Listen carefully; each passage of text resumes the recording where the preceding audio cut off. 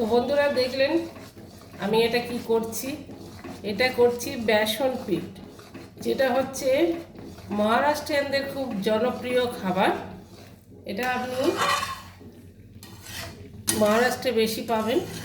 ওনারা খুব খুব টেস্ট টেস্ট নিয়ে এটা খায় আর কি, কি বলবো, খুব ভালোবেসে খায়। তো বর্ষাকালে শীতকালে এই বেসন পিঠ খুব চলে। তো আমি যেটা দেখালাম, এক বাটি বেসন নিয়েছি। যদি আপনি নেন এর মধ্যে 250 বেসন, তাহলে আপনাকে 1 কেজি 250 প্রায় জল দিতে হবে, দিয়ে ভালো করে গুলতে হবে। গুলে আর এরকম নাড়তে হবে। এর মধ্যে দিলাম, আমি দেখেছেন নিশ্চয়ই, কাঁচা লঙ্কা, আদা কুচিয়ে দিয়েছি গ্রেট করে, আর হচ্ছে আপনার জিরে ফোড়ন দিলাম, কারি পাতা ফোড়ন দিলাম। এটা খেতে খুবই টেস্ট হয়। ওখানে ভাকরি জোয়ারি দিয়ে খায়। পুনাতে একটা সিংহগড় বলে জায়গা আছে, সেখানে এইটা খুব বিখ্যাত।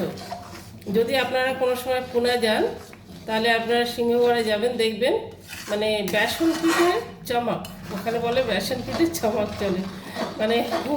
ওখানে খুব বিখ্যাত এটা। আর প্রত্যেকটা জায়গায় পাবেনি, তো ওখানে বেশি এটা ওরা খুব ভালোবেসে খায় আর ভালো লাগেও। আপনারা একদিন বাড়িতে এরকম বানান, ইজি, একদম ইজি বানানো।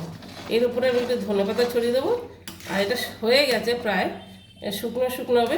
ওরা একটু ঝোল ঝোলও অনেকে করে, আবার শুকনো শুকনো, আমরা একটু শুকনো শুকনো করি। তো ওখান থেকেই আমি শিখেছি আর কি।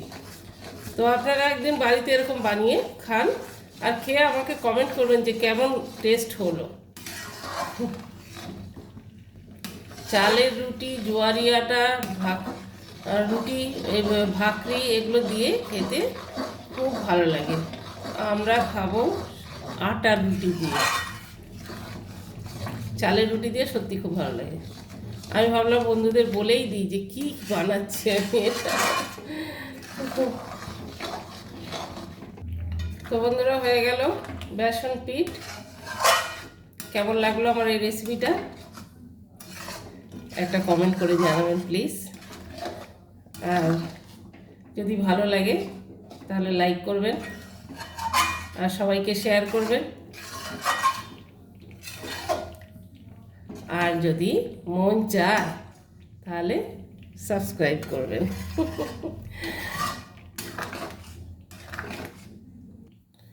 তো আপনারাও বানিয়ে ফেলুন না এরকম একটা চটপট করে রেসিপি। ধনেপাতা দিয়ে দিলাম, চটপট খেতেও স্বাদ লাগে। রাত্রিবেলা রুটি দিয়ে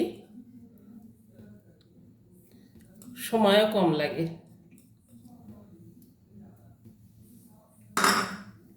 হয়ে গেছে। তো এরকম আরও রেসিপি আমি দেব নেক্সট ভিডিওতে, দেখবেন। আর আপনারাও এরকম বানান আর আমার সঙ্গে শেয়ার করুন। আর যদি ভালো লাগে, ওই বললাম। আর সবাই সুস্থ থাকুন, সাবধানে থাকুন, ভালো থাকুন। Bye, tata, good night.